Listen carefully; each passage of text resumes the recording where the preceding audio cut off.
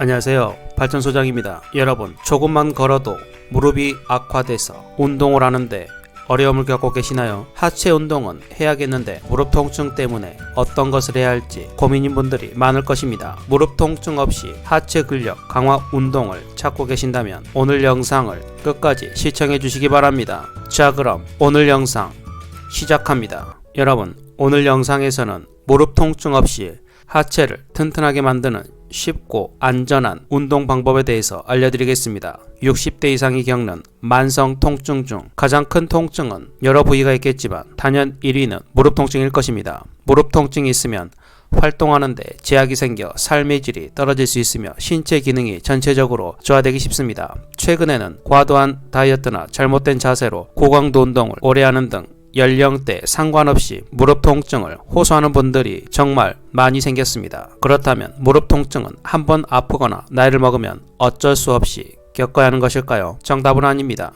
생활습관 교정과 운동만으로도 통증을 상당히 줄일 수 있습니다. 무릎을 잡아주는 근육을 기르면 체중에 의한 하중과 충격을 근육이 대신 받아내기 때문에 그만큼 무릎 관절의 손상을 예방하고 통증을 줄일 수 있습니다. 반대로 생각해보면 무릎을 잡아주는 근육이 약해지면 걸을 때마다 무릎에 가해지는 충격을 무릎이 고스란히 떠안게 됩니다. 이러한 이유로 통증은 더욱 심해지는 것입니다. 무릎 통증을 완화하기 위해서는 어떤 근육을 길러야 할까요? 대표적으로 허벅지 앞쪽에 있는 대퇴사두근입니다. 허벅지 앞 근육은 무릎 관절을 안정하는 데 가장 중요한 근육이기 때문입니다. 실제 한 연구에서는 무릎뼈 주사를 맞은 환자 그룹과 대퇴사두근 운동을 꾸준히 한 환자 그룹을 비교했는데 결과는 대퇴사두근 강화 운동을 한 환자들의 예후가 훨씬 좋았다고 합니다. 그만큼 무릎 건강에 대퇴사두근이 중요하다 보니 무릎 주위 인대나 근육이 다치지 않아도 대퇴사두근 근육이 약하면 무릎 통증이 생길 수도 있을 만큼 이 대퇴사두근을 강화하는 것은 무릎 건강에 매우 중요합니다. 이외에도 허벅지 바깥쪽, 안쪽, 뒤쪽 근육과 무릎 밑을 지탱해주는 종아리 근육까지 단련시키는 것도 필요합니다. 허벅지 근육을 키우는데 스쿼트나 런지 등이 좋다고 알려져 있지만 우리 같은 중년의 무릎이 아픈 분들에게는 오히려 관절에 부담이 갈 수 있습니다. 그래서 앉아서 운동할 수 있는 8가지 운동법 지금 바로 알려드리겠습니다. 자, 시작합니다.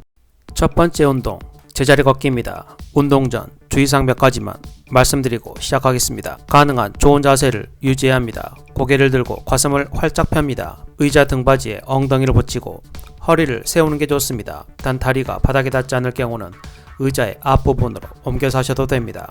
운동 중에 호흡은 편하게 하시면 됩니다. 모든 동작은 통증이 없는 범위에서 실시해야 합니다. 자신의 능력 범위 내에서 절대로 무리하거나 경쟁하고 운동하지 않아야 합니다. 모든 동작은 바퀴가 없는 고정된 안정적인 의자를 사용하고 앉아서 하시면 됩니다. 오늘 운동을 할 때 허리가 많이 아프신 분들 복근에 힘을 준 상태로 천연복대를 만든 상태로 하신다면 훨씬 수월할 것입니다. 팔은 자연스럽게 앞뒤로 흔들어주고 무릎이 앞을 향하도록 90도까지 들어줍니다. 팔을 힘차게 흔드시기 바랍니다.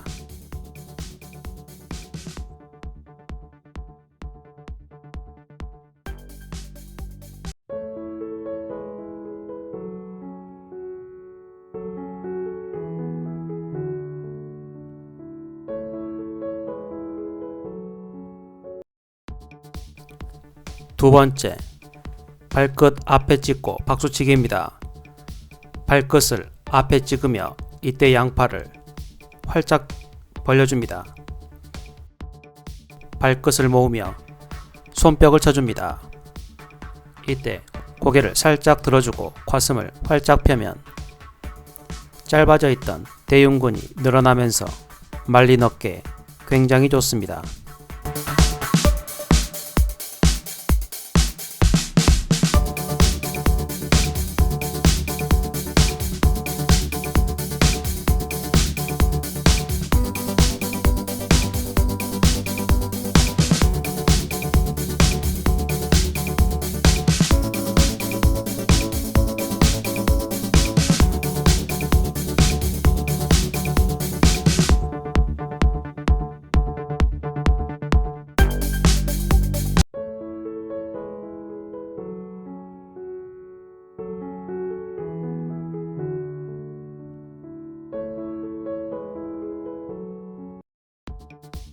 세 번째, 한 발 번갈아 크로스로 내밀며 반짝반짝 운동입니다. 왼발을 오른발 앞 사선으로 내밀며 동시에 양팔을 들어 반짝반짝 동작을 번갈아 실시하시면 됩니다.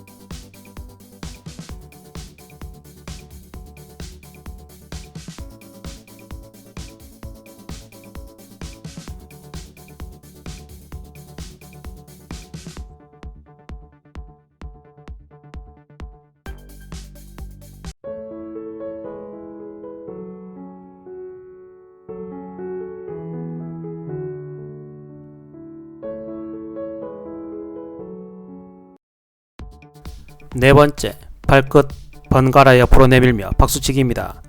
왼쪽 발끝을 옆으로 내밀고 이때 양팔은 머리 위로 올리며 박수를 칩니다. 오른쪽도 똑같이 진행합니다. 양쪽 방향의 동작 완성을 천천히 진행하시면 됩니다. 이때 팔 동작이 불가능할 경우 자연스럽게 올릴 수 있을 정도까지만 올리시기 바랍니다.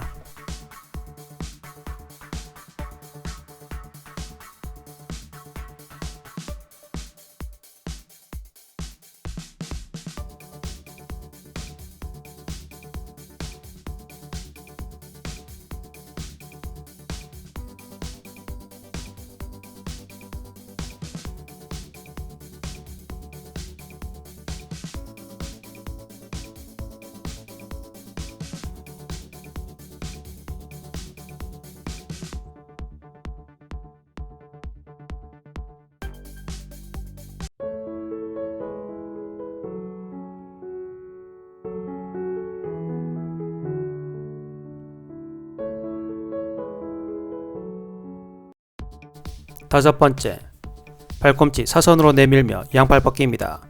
왼쪽 발꿈치를 시작으로 번갈아 앞쪽 사선으로 내딛으며 양팔을 다리와 같은 방향으로 밀어줍니다. 반대발도 반복합니다. 이때 양손, 손목을 젖혀 손바닥이 앞쪽을 향하게 하면 운동의 효과가 배가 됩니다.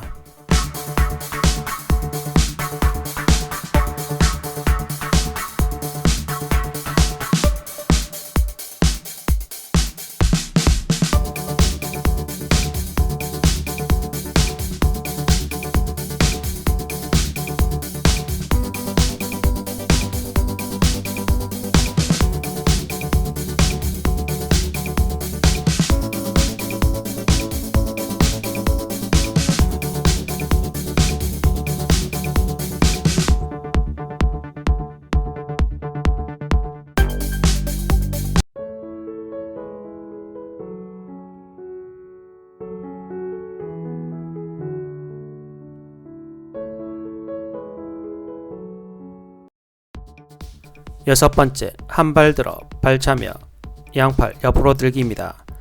왼쪽 다리를 앞으로 발차며 이때 양팔은 왼쪽으로 들어줍니다. 양쪽을 번갈아 가며 동작합니다. 다리는 무리가 가지 않게 가능한 만큼 발차기 하시기 바랍니다.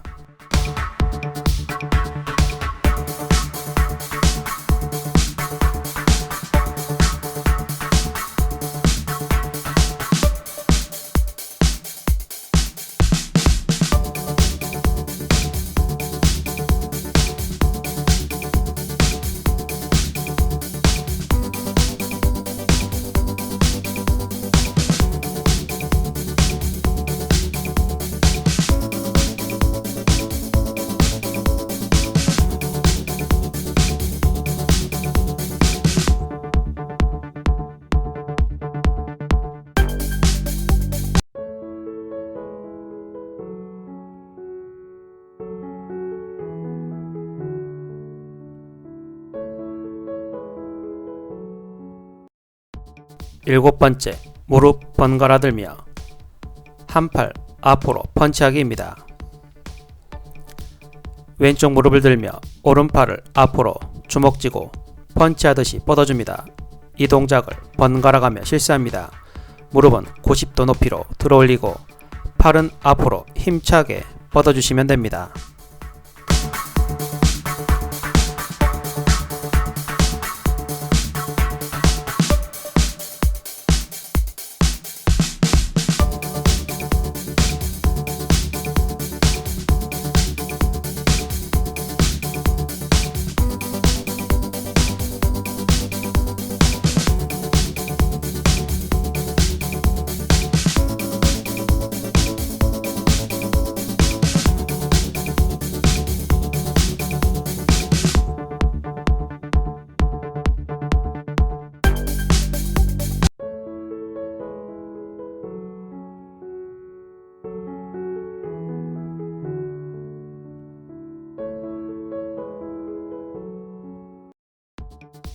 여덟 번째, 같은 쪽 무릎 두 번 들고 양팔 위로 올리기입니다.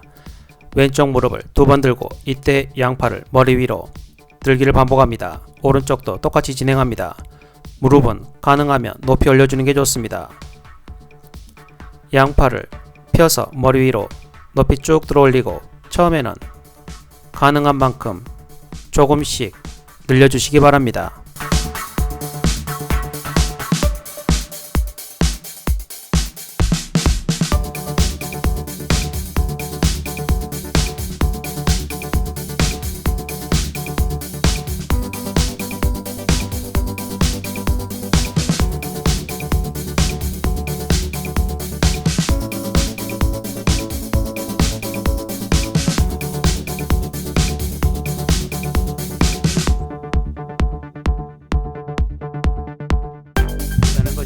이 간단한 운동으로 무릎 통증이 감소됐다면 이제 걸어야 합니다. 무릎 통증으로 고생하는 중년 환자들이 궁금해하는 부분 중 대표적인 몇 가지만 알려드리겠습니다. 일단 걷기 운동의 장점입니다. 첫째, 따로 배울 필요가 없습니다. 어릴 적부터 자연스럽게 터득된 운동입니다. 둘째, 다른 운동들처럼 장비나 특별한 복장을 갖출 필요가 없습니다. 셋째, 돈이 들지 않습니다. 다른 스포츠 동호회 나가면 장비빨이 혹해서 엄청난 돈이 듭니다. 넷째, 언제 어디서나 가능합니다. 돌아다닐 상황이 안되면 제자리 걸음도 좋습니다. 다섯째, 다양한 운동 강도 조절이 가능합니다. 느리게, 적당히, 빠르게 걸으면 됩니다. 여섯째, 다양한 부가 활동이 가능합니다. 음악 듣기, 오디오북 듣기, 사색 등 말입니다. 일곱 번째, 우울증이 감소합니다. 우리의 뇌는 한 번에 두 가지를 하지 못합니다. 걷는 동안 심장이 뛰기 시작하면 우울증은 그 순간에 소멸되게 되어 있습니다. 첫 번째 질문입니다. 그냥 걷기와 러닝머신 걷기 뭐가 더 좋을까요? 바닥이 전기 모터로 움직인다. 모터가 힘을 쓰니 사람은 힘쓸 필요가 없어 운동 효과도 별로 없을 거라고 걱정하시는 분들이 있습니다. 하지만 실상은 그렇지 않습니다.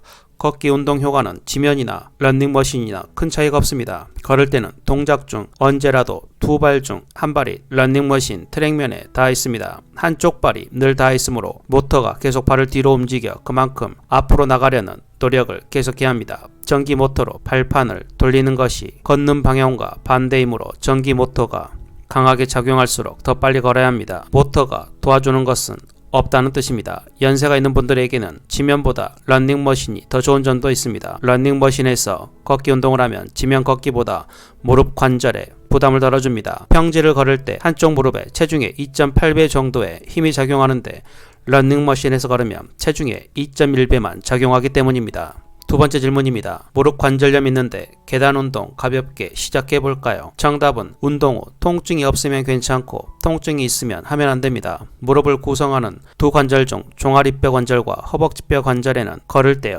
체중의 2.8배의 힘이 걸리는 데 비해 계단을 오를 때는 3.2배, 내려올 때는 3.5배의 힘이 걸립니다. 무릎뼈 관절과 허벅지뼈 관절의 차이는 훨씬 더 큽니다. 걸을 때는 체중의 0.5배의 힘을 받는데 계단 오를 때는 체중의 2.5배를 받고 계단을 내려올 때는 5.7배의 힘이 더 빠른 속도로 무릎에 전달되므로 내려올 때 무릎에 가해지는 충격이 더 큽니다. 체중을 지탱하고 무릎을 많이 구부릴수록 무릎 관절에 더 큰 부담이 가해집니다. 계단 오르기는 평지 걷기보다 무릎 관절을 상하게 할 가능성이 높습니다. 세 번째, 무릎이 조금 아픈데 가볍게 뒷산 정도는 괜찮을까요? 정답은 괜찮지 않다입니다. 가벼운 뒷동산이라도 계단을 오르는 것과 마찬가지로 무릎을 많이 구부린 채로 힘을 쓰는 동작입니다. 당연히 평지 걷기보다 더 강한 유산소 운동이라 운동 효과는 더 좋겠지만 무릎 부담감은 더 커집니다. 경사가 가파르면 가파를수록 무릎 부담이 커집니다. 계단을 오르거나 내릴 때 무릎에 강한 힘을 쓰는 시점에 무릎은 약 60도 정도 구부러집니다.